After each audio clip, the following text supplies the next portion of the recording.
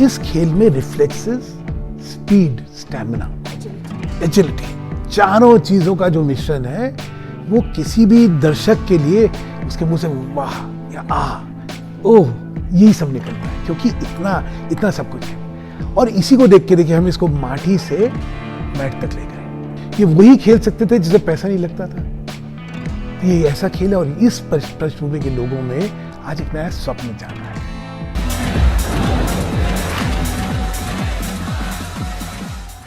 नमस्कार, मैं हूं श्वेता रंजन और इस वक्त हमारे साथ एक खास मेहमान मौजूद हैं, सुधांशु मित्तल जी। Kho kho federation of India के प्रेसिडेंट हैं और खो खो एक ऐसा खेल है, बचपन में सबने आपने ही खेला होगा सर।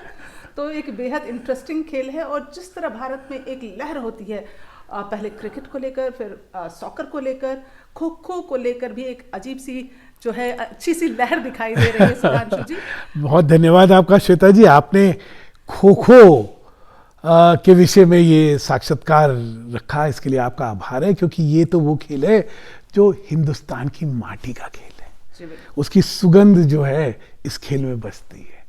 कोई गली मोहल्ला, धानी, चौकी, गांव, कोई ऐसा नहीं है जहां पे खो खो ना खेला गया हो। आपने खुद ने कहा, मैंने भी खेला है। और आप ये प्रश्न किसी से कर लीजिए, उसके चेहरे पे एक मुस्कुराहट कहेगा हाँ मैंने भी खेला है। तो ये तो मैंने कहा ना कि हमारी विरासत का अंग है। तो आपने कहाँ खेला? आप जरूर खेला, लेकिन क्या याद है? मैं अभी तक ध्यान है, एक गली थी हमारे घर के आगे, उस गली में जो है हम लोग, बच्चे तो होते हैं गली में, आप जानती हैं, तो वो 2 ईंटें लगाते थे। तब तक तो डंडा वंडा भी नहीं होता था, 2 ईंटें लगाते थे, पाला बनाते थे और खो खो खेलते थे। और इतना जोश था। अच्छा देखिए, इसकी खासियत है इस खेल की, इस खेल में रिफ्लेक्सेस, स्पीड, स्टैमिना, एजिलिटी, चारों चीजों का जो मिश्रण है वो किसी भी दर्शक के लिए उसके मुंह से वाह या ओह यही सब निकलता है, क्योंकि इतना सब कुछ है। और इसी को देख के देखिए हम इसको माटी से मैट तक ले गए जी। बहुत बढ़िया सफर है। हमने इसका अंतर्राष्ट्रीयकरण करा है ताकि इसके अंदर वो सारे एलिमेंट्स हों जो कोई भी अंतर्राष्ट्रीय खेल में है, और वही लोगों को दिखे कि ये अंतर्राष्ट्रीय पटल पर ये हिंदुस्तान की माटी का हमारा अपना खेल किसी भी खेल के मुकाबले खड़ा हो सकता है। तो ये एक बेहद खूबसूरत प्रयास है आपका। हाँ। क्योंकि भारत में ऐसे तमाम खेल हैं जो कि जिनको एक प्लेटफॉर्म की ज़रूरत है और आपने ये क्रिएट किया है, लेकिन जो बच्चे, जो खिलाड़ी वहाँ तक पहुँचे हैं, अभी अपनी टीम में जगह बना पाए हैं। अभी पीछे हमने देखा कि उनका सिलेक्शन भी हुआ, what you call it, drafting. जी। सो वो किस बैकग्राउंड से आते हैं? और ये बड़ी मज़ेदार चीज़ है, ये सारे जो खिलाड़ी हैं कोई बहुत अफ्लुएंट बैकग्राउंड के नहीं है, ये सब बड़ी हम्बल बैकग्राउंड के लोग हैं। गांव से, छोटे छोटे गांव से निकले हुए, गली मोहल्ले से। मतलब मैं आपको क्या बताऊं, एक जो पिछले साल का सबसे श्रेष्ठ खिलाड़ी में से एक था, वो नरेगा में काम करता था, और जब वो चंद लाख रुपए लेके घर गया तो उसके परिवार का, कि अगर आप उनकी चेहरे की खुशी देख लेती ना तो आपको लगता है जीवन व्यर्थ रहा है। ये वो लोग हैं जिनके, मैंने कहा ना, क्योंकि ये वही खेल सकते थे जिसे पैसा नहीं लगता था। तो ये ऐसा खेल है और इस पृष्ठभूमि के लोगों में आज एक नया स्वप्न जागा है। उन बच्चों की सफलता को देख के आज वो सेलिब्रिटी स्टार्स हो गए हैं। कोई डिलीवरी बॉय था, तो आज वो जब टीवी पे उसका देखा, उसका ऐड चलता है, तो आज कहाँ से कहाँ ये बच्चे पहुंच रहे हैं। तो ये खिलाड़ियों की चयन प्रक्रिया क्या होती है? चयन प्रक्रिया ये होती है कि हमने बहुत व्यापक स्तर पर, क्योंकि गांव का खेल है, हमारे जो स्टेट चैंपियनशिप्स होती है वहाँ से खिलाड़ी निकलते हैं। फिर हम साल में 3-4 कैंप करते हैं जिसमें कि 400 खिलाड़ियों का हम लोग चयन करते हैं। उनके बाद फिल्टर होता रहता है। तो जैसे ये ड्राफ्ट था, कोई 250 बच्चे थे इसमें, लड़के थे अभी तो, क्योंकि मेंस लीग है अभी, विमेन लीग अगले साल या अगले साल लाएंगे हम लोग, लेकिन अभी वो लीग है। तो इनमें से फिर ये जो टीम के मालिक होते हैं वो अपने आप चयन करते हैं कि भाई हमें कितने बच्चे इस पे से उठाने हैं। आपने मेरे आगे वाले सवाल का जवाब पहले ही दे दिया। मैंने सोचा था आपसे अभी पूछूंगी कि सारा ध्यान आपका लड़कों पर है।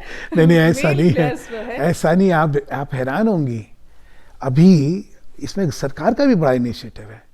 अभी हम लोगों ने विमेन लीग करी थी खेलो इंडिया में, और हम लोग हर स्टेट में विमेन लीग को एनकरेज कर रहे हैं, क्योंकि लड़कियों का टैलेंट इसमें अगर आप देखें अद्वितीय है। किस तरह वो जो स्काई डाइव मारती हैं और जैसे लहराती हैं हवा में, उसको देख के तो मतलब तबीयत खुश हो जाती है।